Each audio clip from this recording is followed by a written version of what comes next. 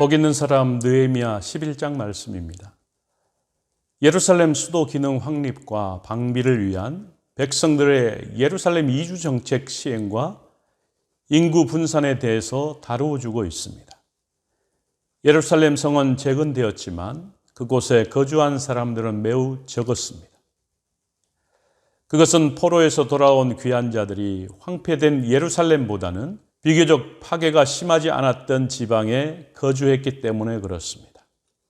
그래서 백성들의 예루살렘 이주 정책의 필요성은 7장 4절에서 이미 밝혀주고 있습니다. 성읍은 광대했지만 주민은 적었으며 가옥은 미처 건축하지 못했다라고 말씀하고 있는 것이죠. 그리고 느헤미야는 백성들의 예루살렘 이주와 인구 분산을 위해서 귀한 자들의 명단을 재확인하는 작업도 마쳤습니다. 이제 느헤미야는 백성들의 예루살렘 이주를 위해서 제비뽑기를 했습니다. 전체 인구의 10분의 1을 제비뽑기를 통해서 예루살렘으로 이주시킨 것입니다.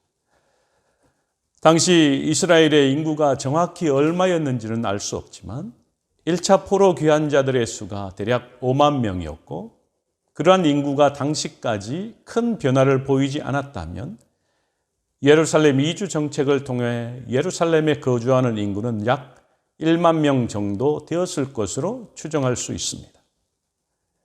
왜냐하면 제비뽑기로 예루살렘에 거주한 사람들이 약 5천 명 정도였고 제2, 3차 포로 귀한 자들의 대부분 예루살렘에 정착했으며 또한 지원하여 예루살렘에 정착한 사람들도 있었기 때문에 그렇습니다.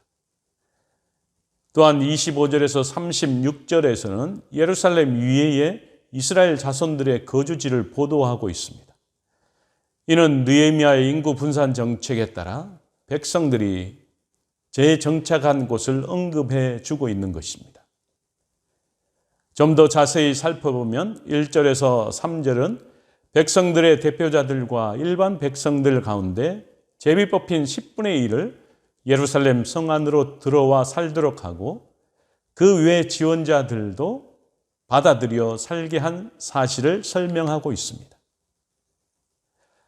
3절에서 9절에서는 예루살렘 거주 유다와 베냐민 지파 가문들의 명단을 기록하고 있고 10절에서 14절에서는 예루살렘 거주 제사장 가문들의 명단을 그리고 15절에서 18절에서는 예루살렘 거주 레인 가문 및 대표자들의 명단을 그리고 19에서 23절은 예루살렘 거주 찬양단 대표자의 명단을 기록해 주고 있습니다. 그리고 찬양단 대표를 기록할 뿐만 아니라 24절은 유다 지파 중 부다히야가 페르시아 왕의 수하에서 유다의 대사처럼 일한 사실도 보여주고 있습니다. 그리고 마지막으로 25절에서 36절까지는 예루살렘 외의 이스라엘 자손들의 거주지를 설명하고 있습니다. 이런 사실을 통해서 유다 지파 자손을 브엘세바에서 흰놈의 골짜기에 이르는 과거 유다 지파의 기업이었던 지역에 흩어져 살았습니다.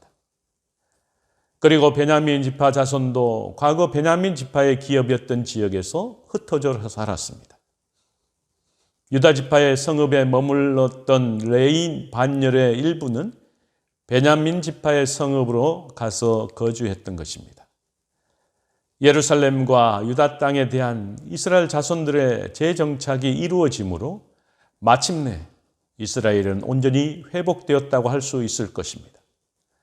비록 느헤미야 시대의 이스라엘은 이방의 압제 가운데 있기는 했지만 이제 국가로서의 틀이 마련된 것이었습니다. 이스라엘의 이러한 회복은 선민 역사의 연속성과 하나님의 구원 사역의 연속성을 우리에게 보여주고 있는 것입니다. 하나님은 한 번 택하신 백성에 대해서는 그들을 징계하실지언정 버리는 법이 없으시다라는 것입니다. 하나님께서는 그들의 범죄하면 소망이 끊어진 것과 같은 상황에 처하게 하셨다 하더라도 다시 회복시키심으로 구원의 역사를 단절하지 않으셨다라는 것입니다. 그 구속사의 역사에 저와 여러분들도 들어있음을 믿으시기 바랍니다. 그러므로 하나님의 백성으로 선택되고 부름받은 우리는 하나님의 구속사의 연속성으로 우리의 구원이 반드시 완성될 것임을 확신하며 오늘을 살아가는 저와 여러분이 되시기를 주의 이름으로 간절히 축원합니다. 명단 속에서 바라보는 우리의 또 그 명단을 통해서 우리에게 말씀하고자 하는 하나님의 메시지를 발견할 수가 있습니다. 예루살렘 공동화 현상이 나타나고 지역으로 나아가서 살고자 했던 이스라엘 백성들을 제비뽑아 다시 예루살렘 성으로 돌이켜 이주 정책을 펼침으로 말미암아 공동화 현상을 회복하고자 하는 느헤미야의 정책이었다라는 것입니다. 이런 놀라운 일을 통해서 하나님께서 이루시는 놀라운 역사에 동참하는 이스라엘 백성들, 선민의 공동체를 우리가 살펴보면서 오늘을 살아가는 저와 여러분도 교회 공동체 안에서 하나님의 놀라운 역사를 나타내고 또 하나님의 하늘의 정책을 우리가 묵상해 볼 수 있는 귀한 시간이 된 줄 믿습니다. 계속해서 우리가 느헤미야를 살피고 있지만 당시의 느헤미야 시대에 참으로 어려운 상황 속임에도 불구하고 하나님의 뜻을 이루고자 노력했던 느헤미야와 지도자들과 아울러서 하나님께서 부름받은 놀라운 사람들을 통해서 하나님의 역사가 연속적으로 이루어져 가고 있음을 살펴볼 수 있습니다. 그러므로 오늘도 우리와 함께 하시는 그 하나님, 우리 가운데 역사하셔서 이끌어 가시는 그 하나님 앞에 날마다 순종함으로 주님의 뜻을 이루어드리는 저와 여러분의 삶이 되기를 주의 이름으로 간절히 축원합니다. 같이 기도하겠습니다.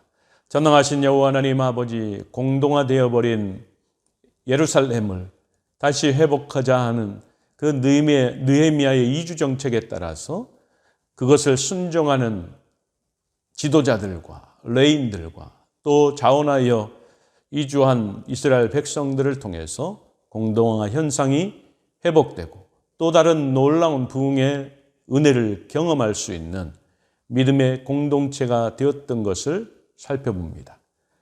오늘을 살아가는 저와 여러분에게도 동일한 모습으로 주님 앞에 영광 돌리는 삶이 될 수 있도록 주여 축복하여 주옵소서. 오늘 한날, 오늘 이 시간 주님의 손에 의탁합니다. 홀로 영광 받아 주옵소서.